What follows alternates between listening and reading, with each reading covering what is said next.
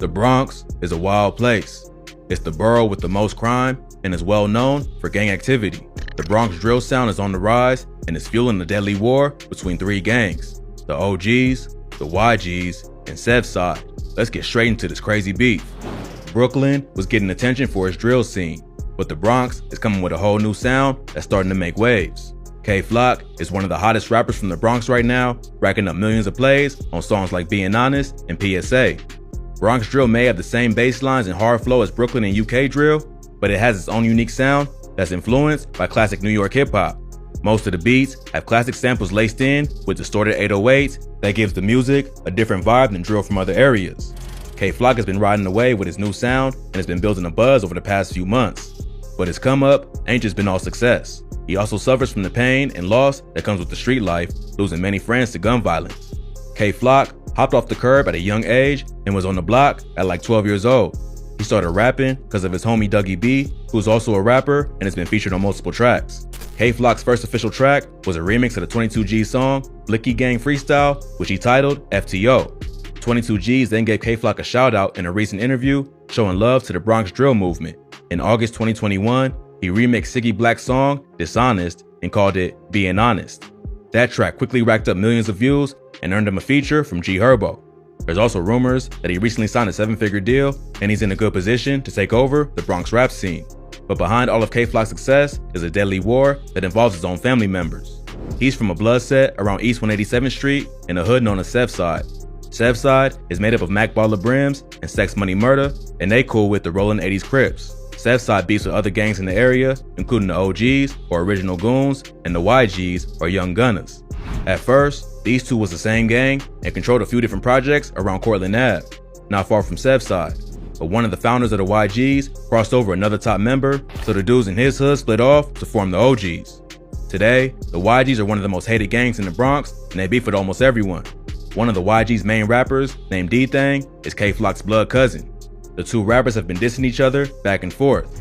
D-Thang shocked the whole hood by dropping a Chicago-style drill track called Talking Facts, where he disrespects dead ops from damn near every gang the YG's beef with. But the beef ain't start with rap. It began with multiple murders, followed by threats in music and on social media. In July 2021, a 19-year-old rapper who went by the name Ty Swish was shot in the head in the lobby of his apartment building. He ran outside after getting shot, but had been hit in the eye and quickly collapsed. A family friend and her 2 kids found him unconscious outside the building. He was rushed to the hospital, but he was dead at the scene. Witnesses say the gunman fled in a dark-colored 4-door sedan, but was never identified.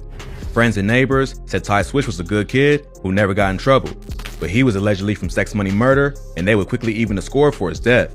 A few days later, 13-year-old Jarian Elliott was chased down and killed outside the Angels Cafe in the Belmont neighborhood of the Bronx. Jarian just graduated from junior high and was turning 14 later that month. But even though he was young, he already claimed to be from the Rollin' 80s Crips.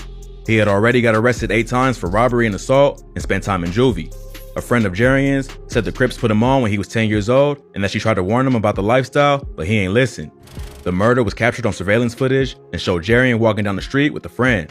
A black sedan is seen driving up alongside him, then coming to a stop. A masked shooter then hops out and shoots at both of them. His friend ran away, but Jarian falls and then crawls into a local cafe. He got shot in the legs and the chest and was rushed to the hospital, but later pronounced dead. Police think Jarian's death was payback for killing Ty Swish. They don't know if he was the killer, but they believe he was there at the time of the murder.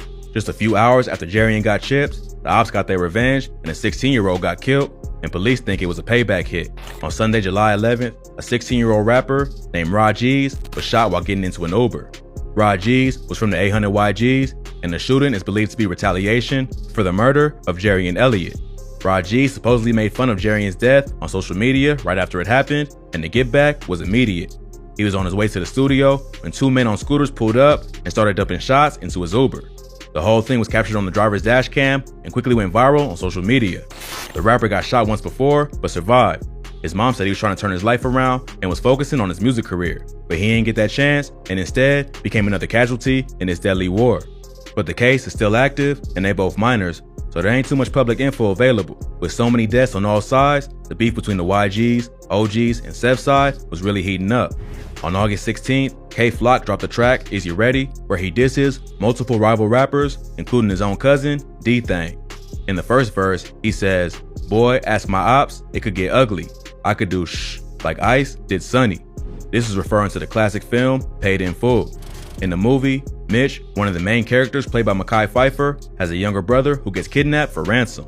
Mitch tries to get the money, but he gets killed by Rico, played by Cameron, who steals the drugs to pay Sonny's ransom.